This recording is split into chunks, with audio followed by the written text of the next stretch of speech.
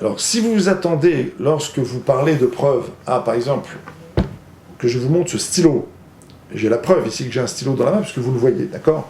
Une preuve, c'est une réaya, on voit, d'accord? On n'a pas de preuve. On a une démonstration logique. C'est quoi une démonstration logique?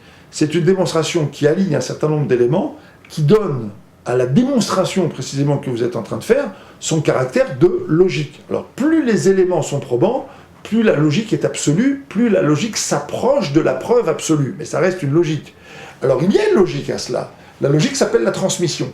C'est qu'au pied du mont Sinaï, il y avait 3 millions de gens, et que ces 3 millions de gens ont raconté de génération en génération un fait qui s'est précisément déroulé devant des millions de gens. Ça n'est pas un individu qui a prétendu que Dieu est venu lui parler, ça n'est pas un homme qui a prétendu être un demi-dieu ou un quart de Dieu, c'est une collectivité de gens qui, de génération en génération, ont raconté cet événement. On est là, du point de vue historique, dans le domaine des lois de l'histoire, vraiment de la manière la plus classique qui soit.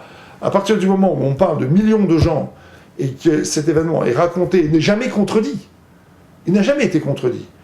Je vous garantis que si dans 1 ou 2 ou 3 générations qui suivaient le don de la Torah, des gens avaient pu se lever pour dire « cet événement n'a jamais eu lieu », eh bien ils l'auraient dit. Or personne n'a jamais dit le contraire. Personne. Au contraire, même Korach, dont on parle dans la Torah, Korach dit « l'événement a eu lieu et nous étions tous Kedoshim, nous étions tous des saints ». C'est-à-dire que même la Torah elle-même, quand elle parle de la contestation de Moshe, elle ne parle pas de la contestation du fait du mont Sinaï. Et dans les civilisations qui ont entouré les Bnei Israël, les Hittites, les Babyloniens, les Assyriens, les Grecs, on n'a jamais trouvé de contestation de ce fait-là. Jamais. On a trouvé des théories, des élucubrations, mais on n'a pas trouvé de faits, de théories ou de témoignages qui contrediraient ce fait-là. Donc on est là ici dans le domaine de la transmission.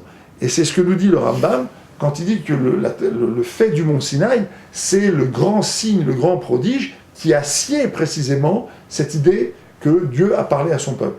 Parce que précisément, c'est un fait qui a été transmis de génération en génération et qui, lorsqu'on remonte la chaîne des générations, nous renvoie à la présence de 3 millions de personnes, donc en bas d'une montagne. Et puis il y a un dernier point, soulevé par le Ramban, Nachmanide, qui demande pourquoi est-ce que Dieu ne refait pas le mont Sinaï en chaque génération? Il répond, il ne va pas le refaire pour les impies et les idiots. Parce qu'il y a un autre mont Sinaï, qui est lui au quotidien, qui s'appelle la nature. Quand on voit la nature, on voit la trace de l'infini dans la nature, comme vous l'expliqueront certainement les spécialistes de la physique quantique. Mais ça, c'est une autre histoire.